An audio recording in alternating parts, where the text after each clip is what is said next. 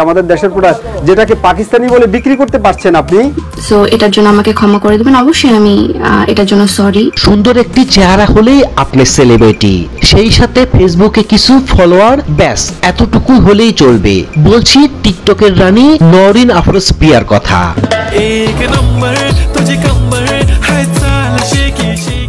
2018 সালে টিকটকে এসে রাজত্ব করেন তিনি। মিষ্টি মিষ্টি কথা এবং নম্র ব্যবহার করে বেশ জনপ্রিয় হয়ে ওঠেন তিনি, এবং টিকটকের পাশাপাশি তিনি খোলেন কাপড়ের ব্যবসা।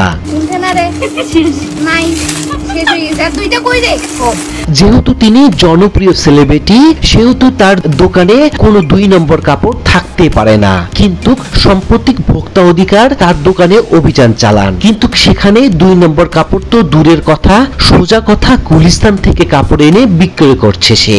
পাকিস্তানি লোন, স্যার এটা পাকিস্তানি টাইপ।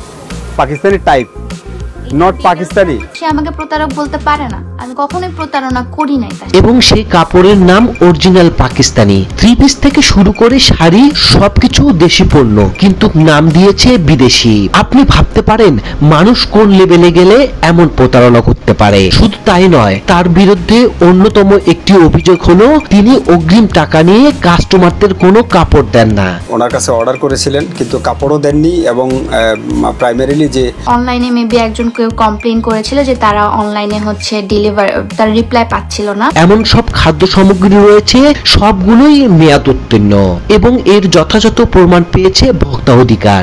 দেশি কাপড়কে বিদেশি বলে অনলাইনেও এবং সরাসরি বিক্রি করছেন। আমাদের ট্যাগের মধ্যে পাকিস্তানি কেন কথাটা লেখা আছে। এইসব খাদ্যদ্রব্য সবগুলো অর্গানিক বলে চালিয়ে দিতেন ক্রেতাদের কাছে নওরিন। তো এটাতে মেয়াদ আছে, এটাতে মেয়াদ আছে, এটাতে নাই, তো তাহলে এটা কেমন হলো? থাকছে আমাদের অর্গানিক প্রোডাক্ট গুলো, যেগুলো পেয়ে যাবেন আপনারা একদম অফার প্রাইসে। এগুলো বিএসটি এর অনুমোদন লাগবে না? এটা বিএসটি এর অনুমোদন লাগবে না বেবি অয়েল? তো তাইলে কোথায়? সেই সাথে বিভিন্ন লোভনীয় অফার এবং টিকটকে তার ব্যাপক ফলোয়ার তো আছে। তাদের সামনে এসব মিথ্যে শো করে বিক্রয় করতেন এসব 2 নম্বর পণ্য।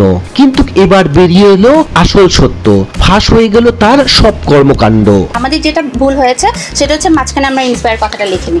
জনপ্রিয় কন্টেন্ট ক্রিয়েটর হওয়ার সুবাদে তিনি এইসব ব্যবসা শুরু করেন। হয়তো ভেবেছিলেন ভক্তদের ভাজুং ভুজুং বুঝিয়ে এসব পণ্য বিক্রি করবেন, এবং সফল হওয়ার আগেই ধরা খেয়ে গেলেন। ভক্তদের বিশ্বাসকে পুঁজি করে তিনি ভেজাল পণ্য বিক্রয় করতেন। অথচ মানুষ আপনাদেরকে বিশ্বাস করে, আপনারা ভালো একটা পজিশনে আপনারা ব্যবসা করছেন। তো ভিউয়ার্স, আপনার কাছে কি মনে হয় নওরিন এসব কর্মকাণ্ডের পর কেউ কি আর তাকে বিশ্বাস করবে?